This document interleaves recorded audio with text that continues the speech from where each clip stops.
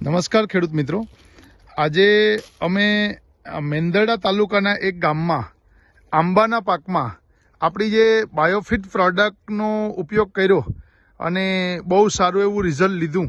તો તે ખેડૂતની જ વિઝિટ લેવા માટે આવ્યા છે. તો આપણે તે ખેડૂતને જ મળીએ. તો ભાઈ, તમારું નામ શું? મારું નામ જસકુભાઈ અમરાભાઈ દાદલ, ગામ માલણગા, તાલુકો મેંદરડા, જિલ્લો જુનાગઢ.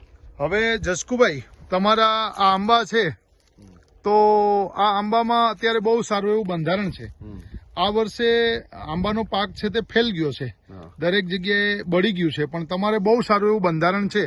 તો આ બંધારણ સારું છે, તો તમે આમાં કઈ પ્રોડક્ટનો ઉપયોગ કર્યો છે?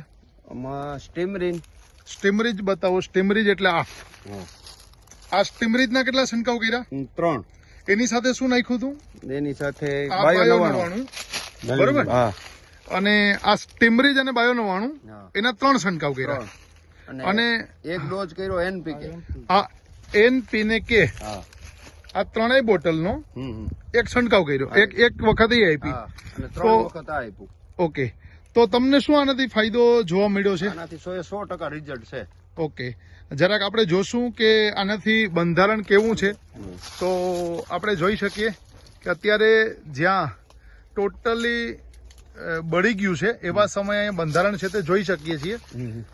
અને અત્યારે અહીંયા બધા જે ખેડૂતો આવેલા છે તેણે બધા જ આંબામાં જોયું છે.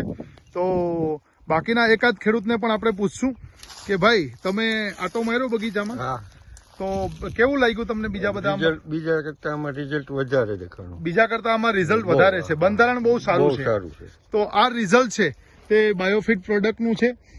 બીજા આંબામાં પણ આપણે જોઈ શકીએ છીએ કે ત્યાં પણ કેવું બંધારણ છે તે લાગ્યું છે. તો આ પ્રોડક્ટ છે.